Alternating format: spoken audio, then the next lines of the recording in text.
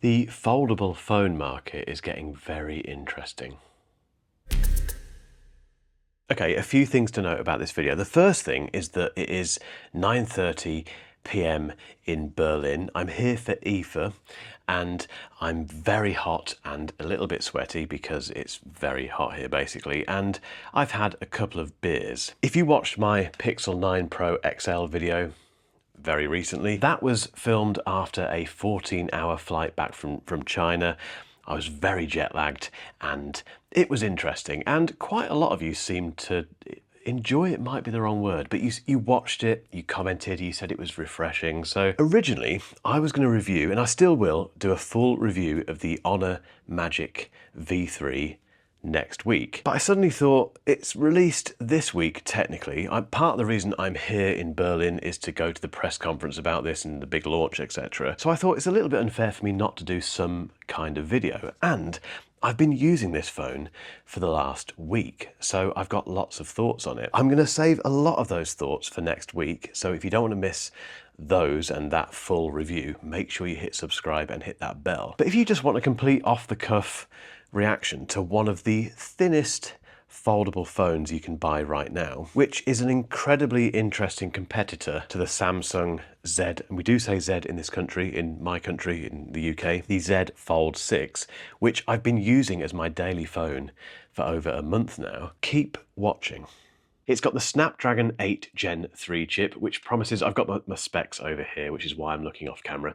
That promises a 30% uplift in performance for the CPU and 20% more power efficiency than before, and 25% increase in GPU performance and a 25% power increase for that as well on the previous version. The internal display, which is the great big display that you get in here, that is 7.9 inches, and the external display, the cover display as we call it, is 6.4 inches. The internal display has a peak brightness of 1600 nits. The external display has a peak brightness of 5000 nits, which is bonkers, really crazy. They both have a 120 Hz refresh rate, which is what you expect these days. This also has an IPX8 water resistance rating, which we didn't have on the V2. The V2 didn't have a water resistance rating at all, so I'm glad we've got there with this, because although I think most phones have some form of water resistance built into them, at least this is quoted as having that now, which means when you're out in the rain, which happens quite a lot in the UK,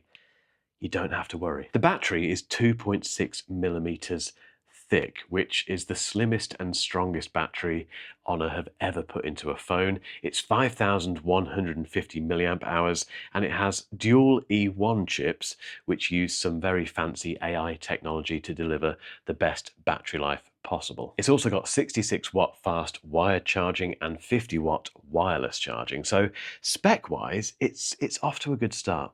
Okay, let's talk design, and right, straight up guys, this is an incredible phone. It's so hard to get this across on camera because I'm filming this at 9:30 at night and I don't have time to do B-roll. You're not going to see any footage of this apart from me holding it up here. That will come next week in the full review. But the things that you need to worry about, or not worry about, the things that you need to know, it's 9.2 millimeters folded.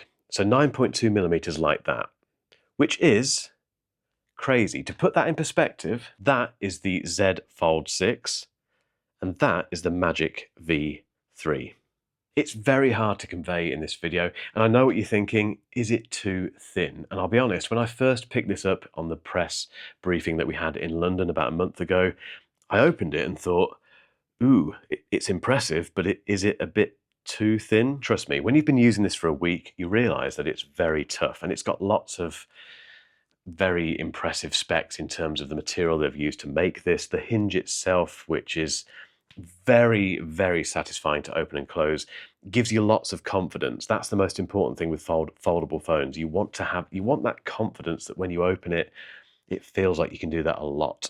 And you definitely feel that with the V3. The crease as well, again, very hard to convey on this video.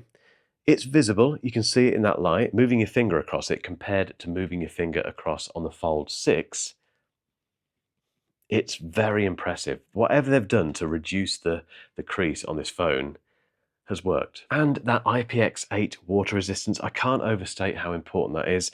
That was the one thing with the V2 that bothered me. It really did. So design-wise, amazing.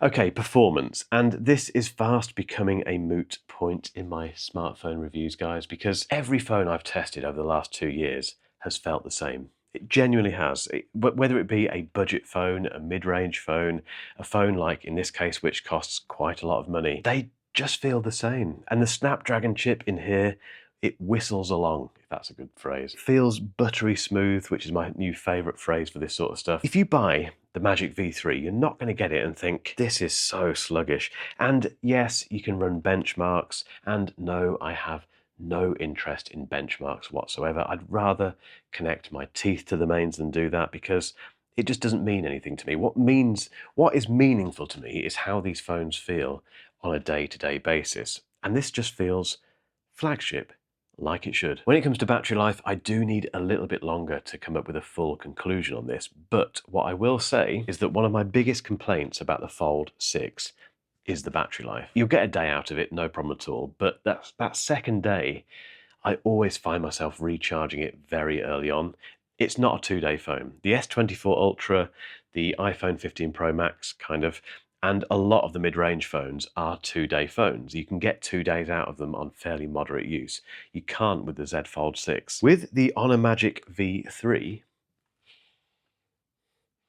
it's very close to matching those flagship normal phones. It really, really is, which when you bear in mind it's powering that and it's powering that, that's impressive. And how thin it is. It's so ridiculously thin. If that's a big thing for you, we might be onto a very good thing indeed.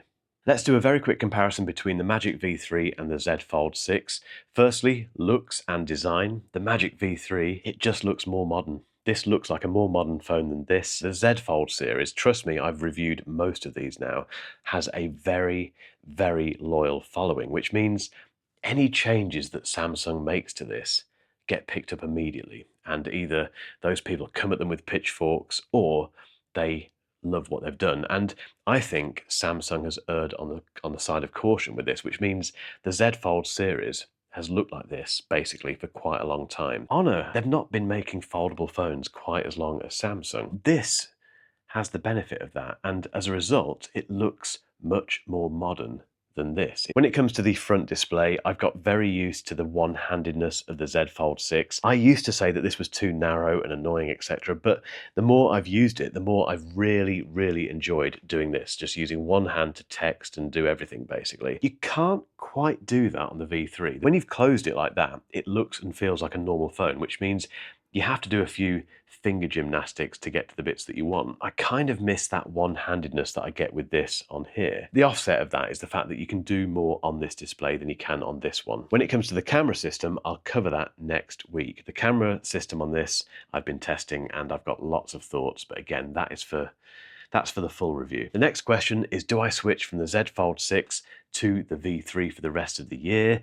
And without wanting to sound like a broken record, I'm going to reveal that decision next week. The only thing I will say is that I've been using this a lot more than this. The one thing that I haven't mentioned yet is the price. This starts at £1,699 in the UK, which is still a lot of money, but when it comes to foldables, that's not bad at all. Stay tuned for further thoughts, and if you've enjoyed this video, firstly, thank you, and secondly, as mentioned, I made a Pixel 9 Pro XL video very recently, which was very similar to this. I'll leave a link at the end of this one so you can go and check it out. I'm off to bed. Cheers.